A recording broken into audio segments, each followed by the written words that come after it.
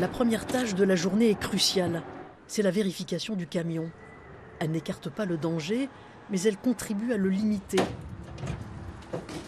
Je regarde tous mes panneaux, s'il y a ce qu'il faut. Christophe Caruso est patrouilleur balai, d'autoroute. À chaque prise de service, il s'installe au volant avec la même appréhension.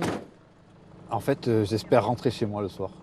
Et voilà, on a toujours cette crainte, mais c'est le travail. Après, moi, j'adore mon travail. Donc, je suis là pour peut-être sauver des vies et surtout les sécuriser. Et pour pas qu'il y ait des problèmes sur l'autoroute, quoi. Bon, allez, c'est parti. Il y a du vent, mais il n'y a pas de pluie, c'est déjà ça. Il a à peine le temps de rouler une centaine de mètres.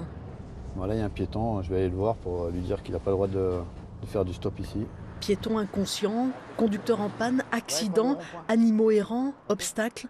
Ça fait 20 ans qu'il sillonne l'autoroute pour veiller sur les autres. Ici, le vent a arraché le câble qui sépare les voies au péage de Fréjus. Le risque, c'est qu'avec le vent, ça devient un obstacle en entrée et en sortie de péage. Ah, on va mettre des poids dessus?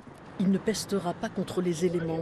C'est le comportement des conducteurs qui le met en colère, comme ce soir de Nouvel An où il était de service. Je roulais normalement sur ma voilante là, et une jeune fille, elle se prenait des selfies en voie rapide. Seule en voiture, elle était au volant, elle se prenait des selfies. Le portable au volant, ce sera la deuxième intervention cet après-midi-là. Bonjour monsieur, qu'est-ce qui se passe? J'ai un appel. Voilà, monsieur, il téléphone ici, sur la bande d'arrêt d'urgence. Vous n'avez pas de Bluetooth dans le véhicule? Si, mais je ne veux pas faire un accident. Mettez votre Bluetooth et après vous partez. Selon la dernière étude de la fondation Vinci Autoroute, 65% des conducteurs interrogés reconnaissent téléphoner au volant. Inattention, somnolence, non-respect des distances de sécurité, ce sont les principales causes des heures de fourgon d'intervention. Sur ces images, la collision est évitée de justesse. Mais cet autre poids lourd arrive trop vite et freine trop tard. 2 accidents qui miraculeusement ne feront ni mort ni blessés graves. Vinci a beau exposer chaque été les véhicules accidentés, le nombre de collisions ne diminue pas.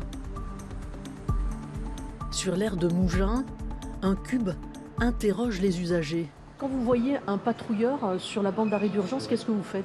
On s'écarte naturellement. Enfin, si on peut, ou sinon on ralentit avant de pouvoir s'écarter. Je mets pas de coup de frein parce que si jamais, ça peut être aussi dangereux, mais je m'écarte. Ouais. Bien sûr, avant, mes clignotants pour prévenir les autres usagers à l'avance, pour éviter qu'ils se détournent à un moment, puis c'est là qu'il y a l'accident. Ralentir et changer de voie, pour créer un corridor virtuel de sécurité. Ne pas respecter ce corridor est passible d'une amende de 135 €.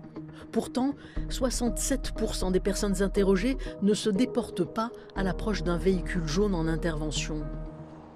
Il n'y a pas une personne qui intervient sans avoir été formée, certifiée. Et puis une fois qu'elle est certifiée, cette certification, elle est remise en jeu tous les ans.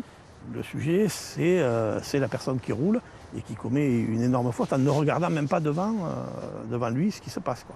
Comme ce jour pluvieux de 2024, où un jeune conducteur roule trop vite près de la turbie et fauche un patrouilleur. Tony Nellec meurt sur le coup.